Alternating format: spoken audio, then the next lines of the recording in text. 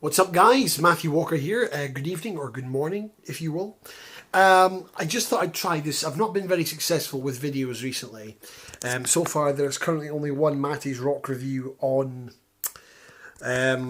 online, but I'm going to do something a bit different tonight. I am going to pick up on the Rock DVDs again, but what I'm going to do first is I'm going to take you through my 5 all-time favourite rock bands from the 70s, 80s, and tell you a bit of why they are my favourites and why they mean so much to me.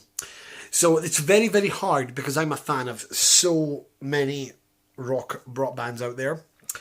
But if someone had to say to me, pick your top 5, in no particular order, because I like them the same amount, my favourite bands, my top 5 favourite bands are Deep Purple, Led Zeppelin, Rush, AC/DC and Queen. They're the 5. Why them? Well, I'm about to tell you. So let's start with Deep Purple. Now what I'm going to do is I'm going to tell you a little bit about why I like each band and my top 5 favourite albums by them. Deep Purple. When I was 12, it was actually just a couple of weeks before I broke my arm ice skating. I'll never forget that. And we were in my dad's car and we were driving along the beach. And it was a very sunny May evening. I think it was a weekend, maybe Sunday or Saturday, and my dad put on this tune. By that point, I was just listening to anything really. I liked the Beatles and I liked Queen and I liked Oasis and I liked Take That. Yes, I'm a Take That fan. Don't judge. And I liked a few other things, but I remember we were driving along the beach and on came this. And it was Black Knight by Deep Purple. And I remember going, wow, that is some song. Little did I know that they also had a song by the name of Hush, which I had only heard the Cooler Shaker version of. So that was quite cool as well. My dad told me, oh yeah, that's Deep Purple. And I was like, I was just fascinated by the guitar work and Richie Blackmore's guitar work and John Lord's keyboard work, which I thought at first the Hammond was a guitar, but it wasn't. It's a Hammond organ. And I was blown away by that, and the voice and the bass. Because that year, they were the band that made me want to play guitar. Deep Purple. They were the band that made me want to pick up a bass guitar, pretty much. As soon as I heard Roger Glover and Glenn Hughes' bass playing and those riffs, I thought I need to start playing bass guitar.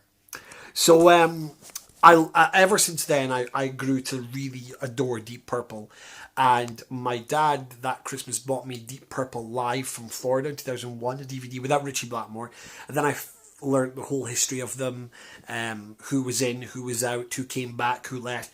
I thought, how could so much people be in a band in the space of, and then I got the compilation album called Purple Rainbows.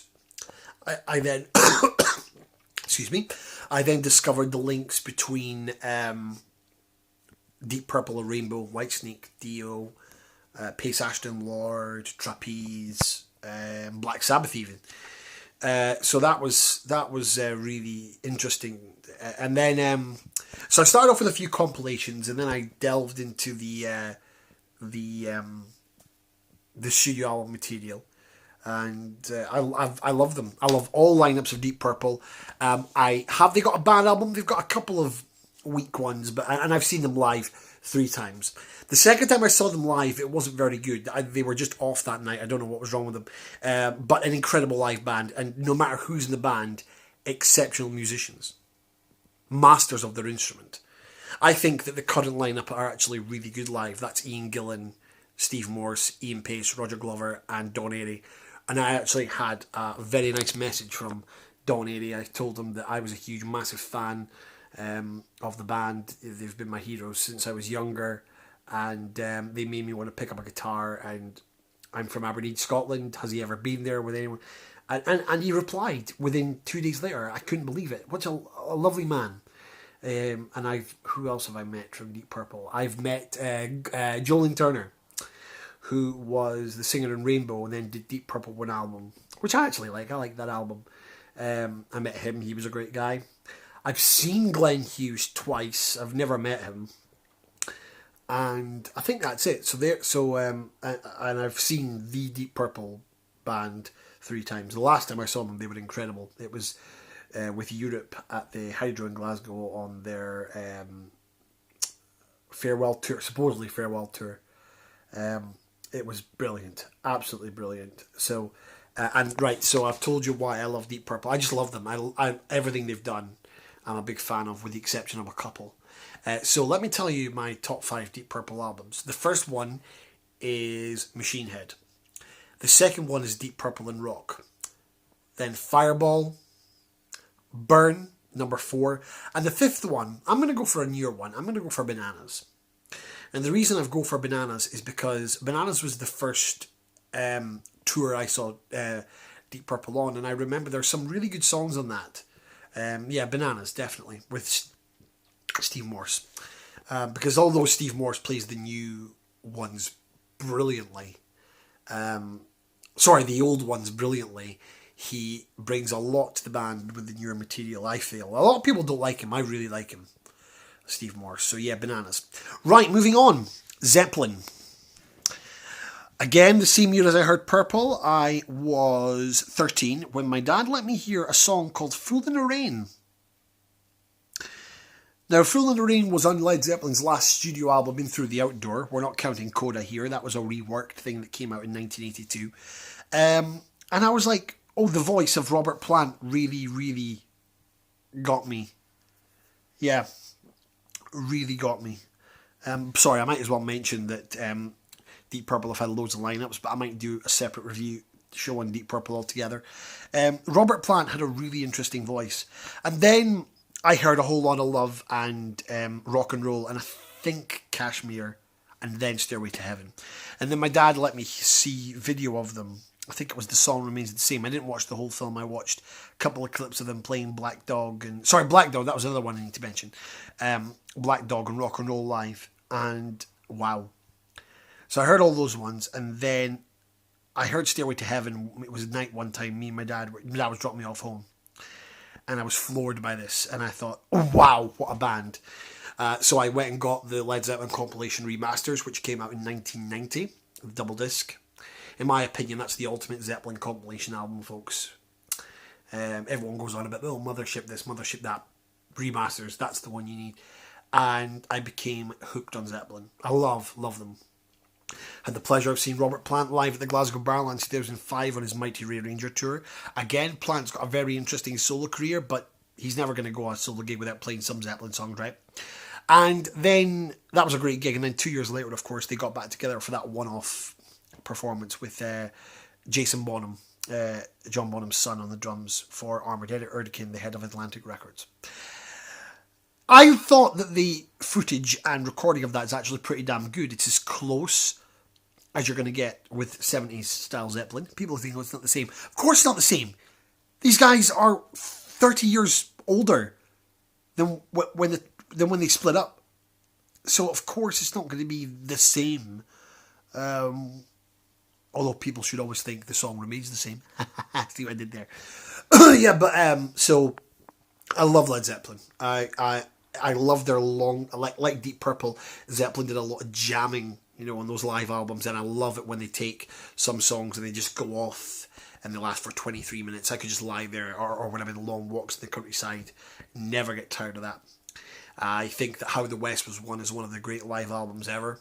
I love it. Same with Deep Purple's Made in Japan and Live in Paris, 1975, and a couple others. I love that album to death. So, and Led Zeppelin were the kings of rock and roll, really. And I think that they will be adored and loved for many more years to come. If they reunited, it probably would be, along with Pink Floyd, I think, the biggest reunion ever. Definitely. Favourite Zeppelin albums? Now, they didn't have that many, but I'm going to go for it. Number 2, Led Zeppelin 2 is the first one. The Four Symbols, or Led Zeppelin 4 is that one. The second one I like. Physical Graffiti, number 3. The first Led Zeppelin album, number 4. And I am going to go with House of the Holy, number 5. Might change Physical Graffiti and House of the Holy around, actually. But that's my favourite Zeppelin album. Okay, moving on. Rush. Now, we spoke about Rush already. Love them. Absolutely love them. As soon as I got given Rush Retrospective 1 and 2, the compilation, I was hooked. I then saw Rush and Rio. I thought these guys are amazing.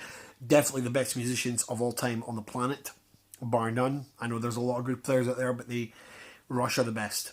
Absolutely the best. I saw them. I've seen Rush quite a few times, 3 times luckily. First time was on the 30th anniversary tour in 2004. Then the Snakes and Arrows tour 2007. Time Machine tour 2011. Hold on, I'm going to pause the video for a minute. Oh no, sorry, the volume's turned down on my TV. I thought I sat on the remote. So yeah, that's that's when I saw them. The best time, I can't really pick a favourite. They were all great. They were all great. All 3 times. I love the 70s Rush a little bit more, but I love the 80s period when they experimented with keyboards and different sounds and that. Their live albums were always exceptional as well. If you want a good starter with Rush, if you're not too sure, pick up Retrospective 1 and 2, or the Rush Chronicles, or even The Spirit of Radio, the very best of Rush. Yes, they became more mainstream with Moving Pictures, a superb album, but for me, if someone said to you your favourite period of Rush, I'd say mid to late 70s for me, definitely. I just love that, the concept album, but I love Rush of all periods. I'll never forget seeing them, and I'm so glad I got to see them before they dissolved last year. And also, you want the Ultimate Rush live album, go for Rush and Rio, and the Ultimate Rush DVD, go for Rush and Rio as well. You can't beat it. Other ones are good too, but that's the best one. So, favourite Rush albums. Number 1, Hemispheres. Number 2, 2112. Number 3, A Farewell to Kings. Number 4, Moving Pictures. And number 5, I'm going to go with a newer one. This album means a hell of a lot to me. I love it. And everyone says, oh, Clockwork Angels, which was the final Rush album. And this one kind of, apart from the tour, apart from 2 tracks on their tours that followed this album, this one kind of got, and I don't understand why, Snakes and Arrows. And I think my brother Rory would agree with this one. Snakes and Arrows in 2007 was a fantastic album. It was Rush's best album in a good while. I love that album to death. I think it sounded great live on the tour. And if you look up the Snakes and Arrows live album and live DVD, you will see why. A great album. Love Rush. You guys are the best. Right, so number 4, AC/DC. Why do I like AC/DC? Well, 3 chords, rock and roll. You've got a guitar player who's like an absolute maniac on stage. You had 2 of the best singers ever in rock, in my opinion. And you've got the most solid rhythm section ever in terms of the simple beat, that rock beat. So, why do I like AC/DC? Well, I was about 13 when it was my stepdad, Craig. I'm giving him kudos for this one. He went to HMV when people used to do that and buy CDs. And he said, Matthew, you like Deep Purple and Led Zeppelin and Rush and UFO or whatever, and Black Sabbath. You might like these guys. And it was Highway to Hell. And I thought, nah, I didn't like it.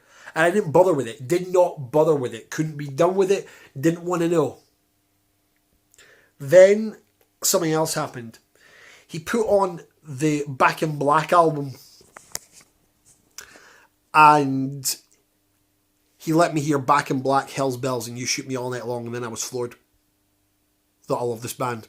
So then I got the Highway to Hell and Back in Black album for myself, and I also got If You Want Blood, You've Got It, the live album with Bond, which I was